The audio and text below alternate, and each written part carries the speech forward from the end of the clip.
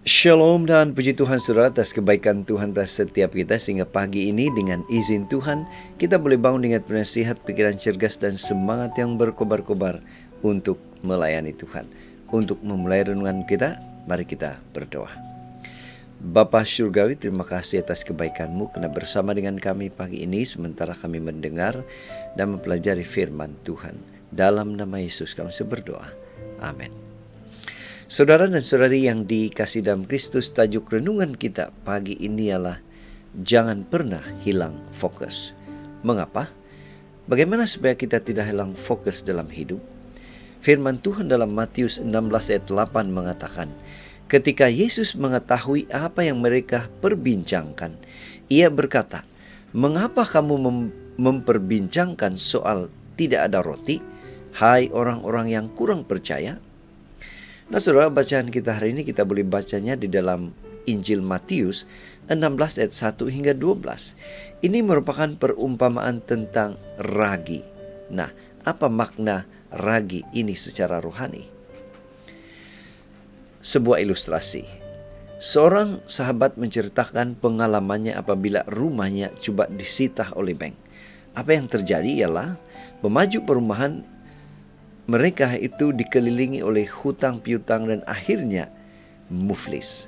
Dan salah satu rumah yang terancam akan disita bank ialah rumah kami, katanya. Padahal kami sudah membayar uang pendahuluan. Luar biasanya Tuhan menolong kami melalui seorang peguam yang baik sehingga rumah kami tidak disita. Suami saya sering menceritakan kembali pertolongan Tuhan. Itu setiap kali saya mulai khawatir dan mengeluh dengan masalah. Saya pun tersedar kembali akan kuasa dan kesetiaan Tuhan selama ini. Saudara, kita sering melupakan karya Tuhan dalam hidup kita, seperti yang dialami oleh para murid Yesus. Pada saat Yesus berkata agar mereka waspada terhadap peragi orang Farisi dan Saduki, mereka berpikir bahwa dia berbicara tentang ragi roti secara fisikal. Maksud Yesus adalah agar para murid waspada terhadap pengajaran orang Farisi dan Saduki yang menyesatkan. Para murid tidak memahaminya karena mereka berfokus pada ketiadaan roti di antara mereka. Yesus dengan sabar menegur dan mengingatkan mereka kembali akan mukjizat 5 roti untuk 5.000 dan 7 roti untuk 4.000 orang. Yesus mengembalikan fokus mereka bukan pada roti yang tidak ada, melainkan pada pribadi Yesus yang bersama dengan mereka.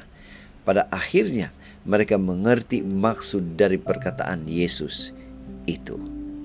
Saudara, apa aplikasi renungan ini untuk kita? Bagaimana dengan fokus kita? Betapa mudahnya kekhawatiran hidup mengalihkan fokus kita dari Tuhan sehingga kita lupa akan kebesaran kuasa-Nya.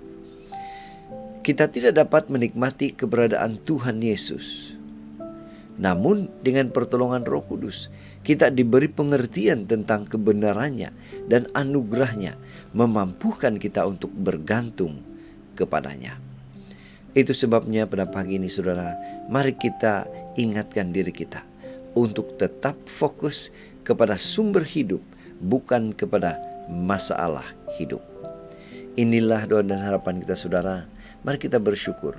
Mari kita berterima kasih kepada Tuhan karena Dia memberikan kita kekuatan dan kemampuan untuk boleh atau untuk tetap fokus kepada Tuhan.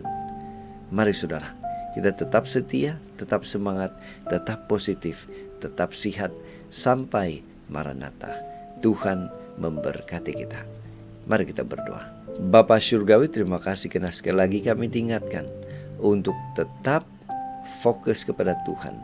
Tetap fokus kepada sumber kekuatan, bukan kepada masalah dalam hidup. Dalam nama Yesus kami berdoa. Amin.